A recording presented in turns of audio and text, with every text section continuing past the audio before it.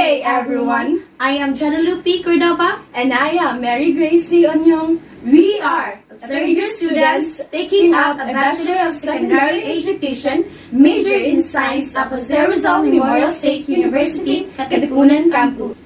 This presentation is a partial fulfillment of Research Teaching Science 1. The researcher topic is all about a stock assessment of Manla or the Talasena Anomala in Barangay Galas, Dipolog City, Zamboanga del Norte. The introduction or the rationale of the study. Talasena Anomala in different places of the Philippines. This kind of species has its own name in Luzon region. It was known as Palatak, Kulokoy, or Kulukoy, while in Visayas, it was known as Usun or Usun. Mindanaoans preferred to call it Manla or Manya, specifically in Dipolog City, Zamboanga del Norte. Talasena Day is now recognized as infra-order Gebidae by De Grave et al. 2009. The current classification of the mad lobster is now as follows: order, suborder, infraorder, family, and genus by Ngokho and de Saint Laurent. And they recognize the 7 species in the Indo-West Pacific region. These are the Talasena anomala, the Talasena gracilis, Talasena emere, Talasena crimfi, Talasena spinerostres, Talasena spinosa, and the Talasena squamifera by Sakai and Turkay 2012. There is a question that why we need to study Talasena anomala or the locally known as Manla. As a researcher, we need to study this kind of species. It is because we want to determine the stock assessment of the said species in the South Corvada, Galas, Dipolog City, Zamboanga del Norte. This is the conceptual framework. In conceptual framework, the researcher used 2 variables, which are the independent and dependent variables. In the independent variables, we have the seasonal events, the high tide and low tide, while in the dependent variable, we have the current stock assessment of Manla or the Talasena anomala. Next is the research objectives. This study aims to determine the stock assessment of Manla or the Talasena. Specifically, the study sought to answer the following.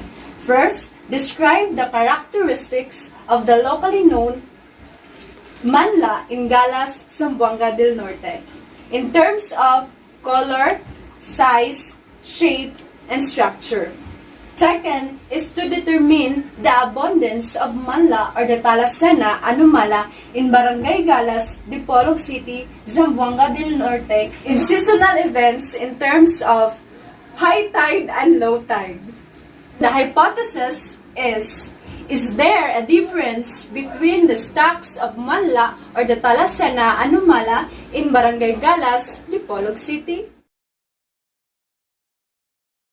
The scope and limitation of the study.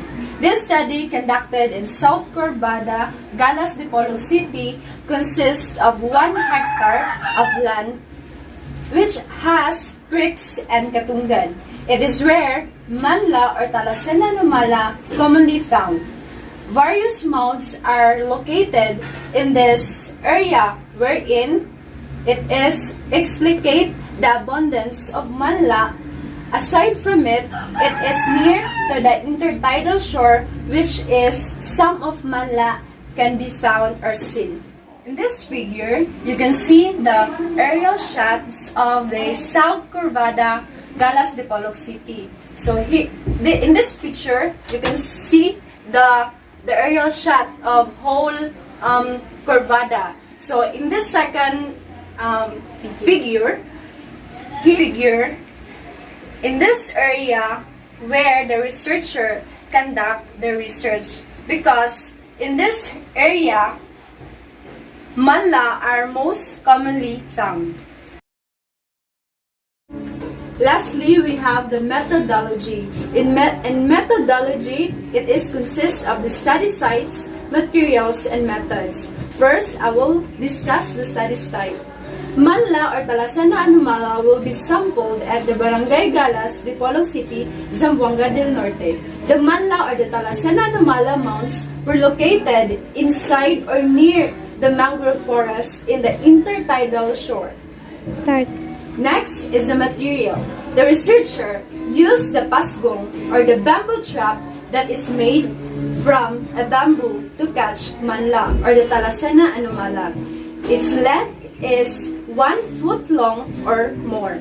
This figure, as what can you see, this is the example of the pasgong.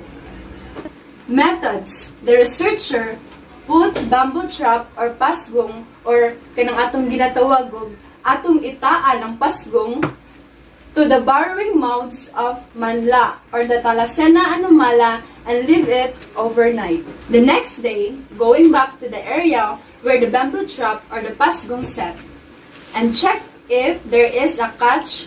If a manla or the Talasana Anumala enters and touches the small stick that holds the lock, it will close and trap the manla or the Talasana Anumala. These are our reference of the study. This is my sincere and gratitude for spending time with me. Thank you and God bless.